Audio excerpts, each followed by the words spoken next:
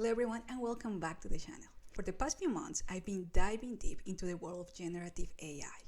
And recently, I joined the 5-day Generative AI intensive course with Google. It has been an incredible experience, and this video is actually about the capstone project that I created, putting everything that I learned during those 5 days into practice.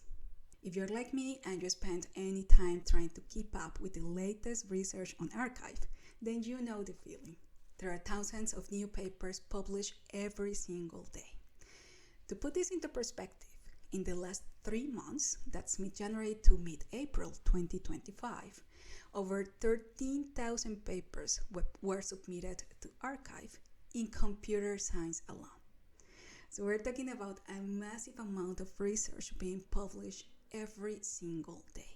I believe it is essential to have a tool that helps us quickly identify what truly matters. That's why I created a solution to my problem that could help anyone in the same position. A personalized arXiv search assistant that I call Archivist 8. But finding papers alone isn't enough, right? We can end up getting the same papers over and over again. That's why I added some powerful customization options thanks to the magic of generative AI. Basically, Archivist 8 leverages Google's generative AI capabilities to transform how we interact with scientific literature in arXiv. The implementation connects the arXiv API and enhances the results with generative AI processing. After thinking a lot about the customization options, I decided to enhance some of the typical options we find on a regular search, and basically wanted to really control how to find research and add some new capabilities that in the past I would love to have on arXiv. So I ended up with a set of customization options, and that's the date range. So basically you can pick what new means to you.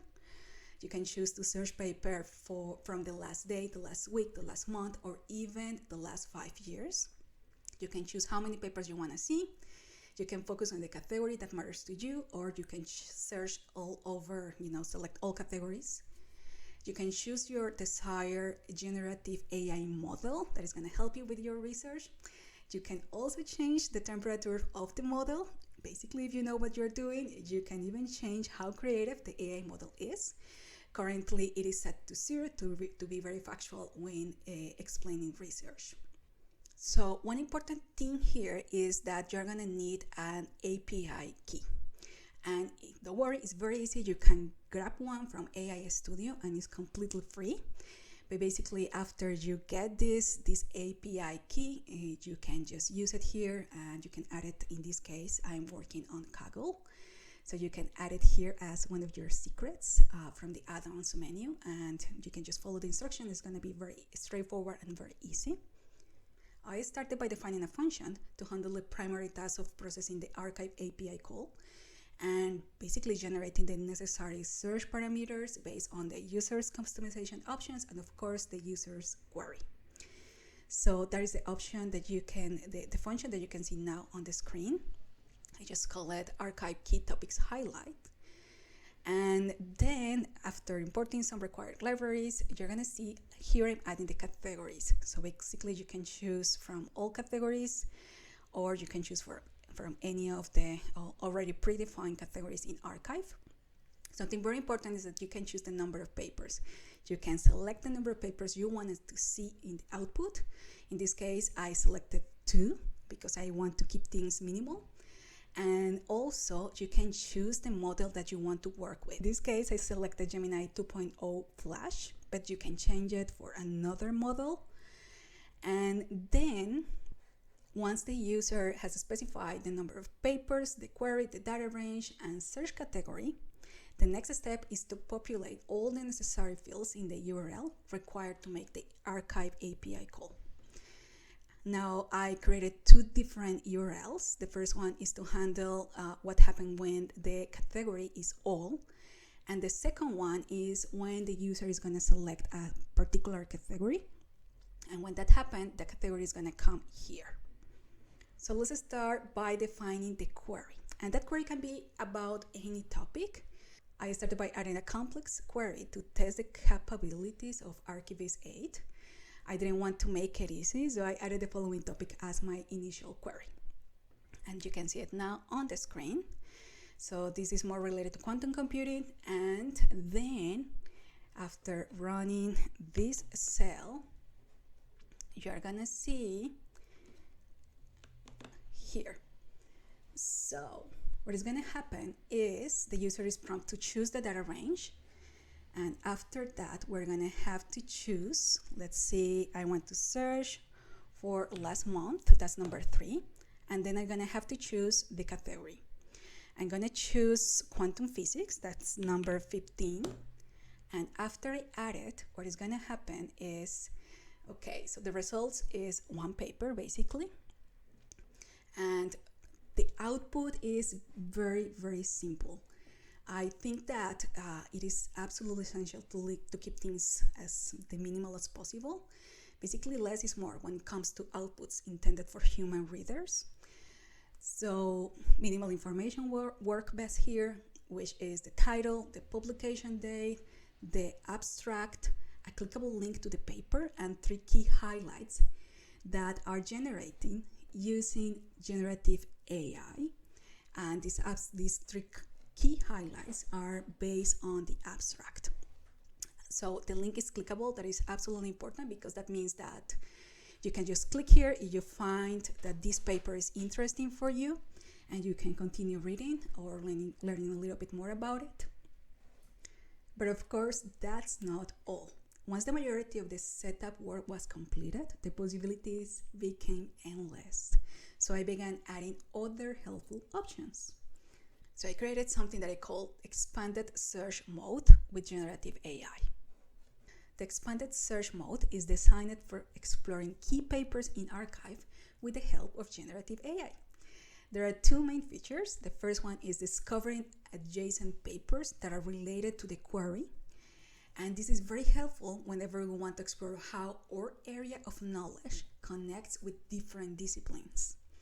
And the second feature is semantic paper search. This feature helps to find the most relevant paper. So basically you're going to end up with one result, the most relevant paper, based on the search query. So instead of just matching keywords, basically what is happening behind the hood is that there is an understanding about the meaning behind the words. So let's explore these 2 options. So basically, I'm getting a result for this expanded search queries or related search queries. In this case, I'm getting 3 other search queries that are connected to my original query. And then after choosing, let's say in the last week, and I'm gonna choose again quantum physics. So this is gonna be very, yes, it's finding, let's say, non-available papers for this query, and then non-available papers for this query, and then there is an available paper for the last query, for the third one in quantum physics. Keep in mind, we're talking about basically last week. This is really, really recent. And this is the paper that this is the 2 papers actually. It found 2 papers. And remember, I selected 2 as the number of papers that I want in the output.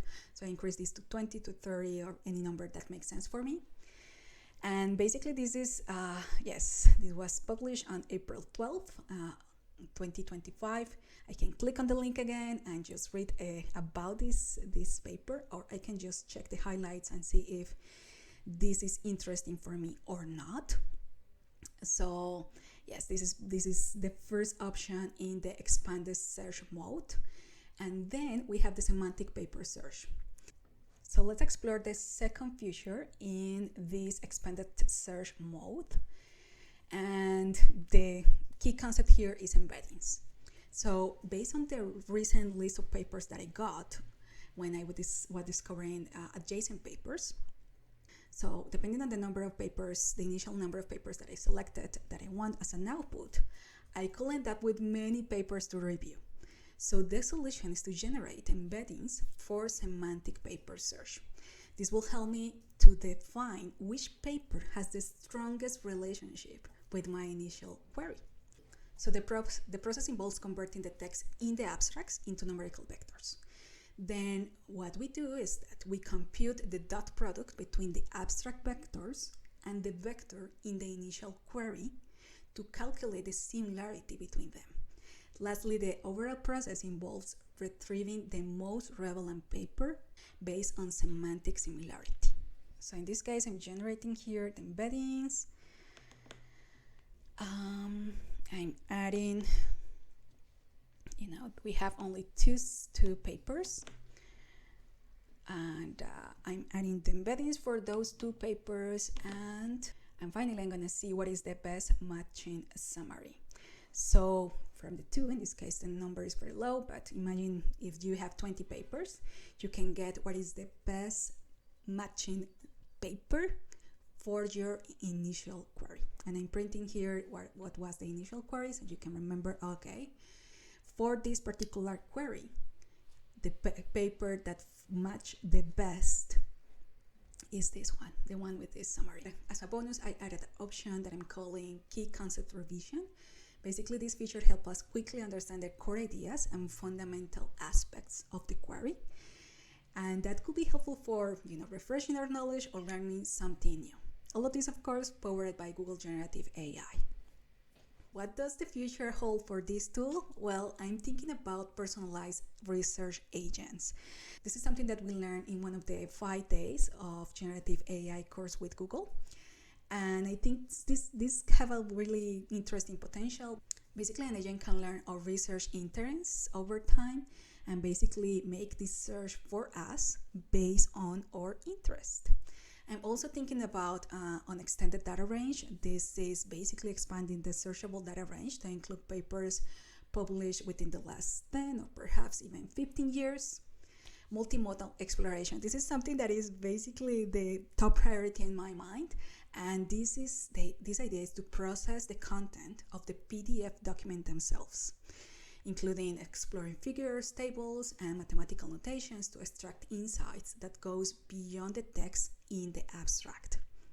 I believe the right tools not only save time, they fundamentally change how we interact with knowledge. By using generative AI to help me navigate the research landscape, I spend less time searching and more time on what really matters to me: understanding, analyzing, and creating new knowledge. So what do you think?